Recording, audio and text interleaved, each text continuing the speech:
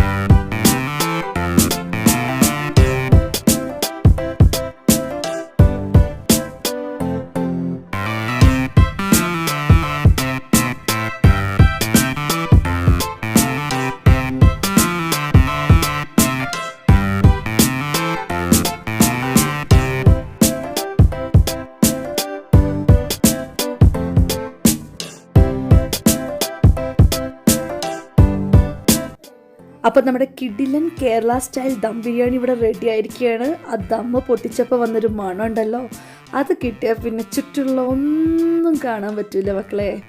അപ്പോൾ അങ്ങനെ ദമ്മ് പൊട്ടിച്ച ശേഷം ഈ കറിയും റൈസും കൂടെ ഒന്ന് നല്ലോണം ഒന്ന് മിക്സ് ചെയ്ത് കൊടുക്കുകയാണെങ്കിൽ ആ മസാലയൊക്കെ എല്ലായിടയ്ക്കും എത്തിച്ചേരും. അങ്ങനെ നല്ലോണം ഇളക്കി കൊടുത്ത് മിക്സ് ചെയ്ത ശേഷം നമ്മളത് ചൂടോടെ ഒരു പ്ലേറ്റിലേക്ക് പകർന്ന് കുറച്ച് ഡേറ്റ്സിൻ്റെ ചമ്മന്തിയും റൈത്തൊക്കെ കൂട്ടി ഒന്ന് കഴിച്ചു നോക്കിയാൽ ഭയങ്കര സ്വാദാണ് കേട്ടോ. അപ്പോൾ എല്ലാവരും ട്രൈ ചെയ്ത് നോക്കണം.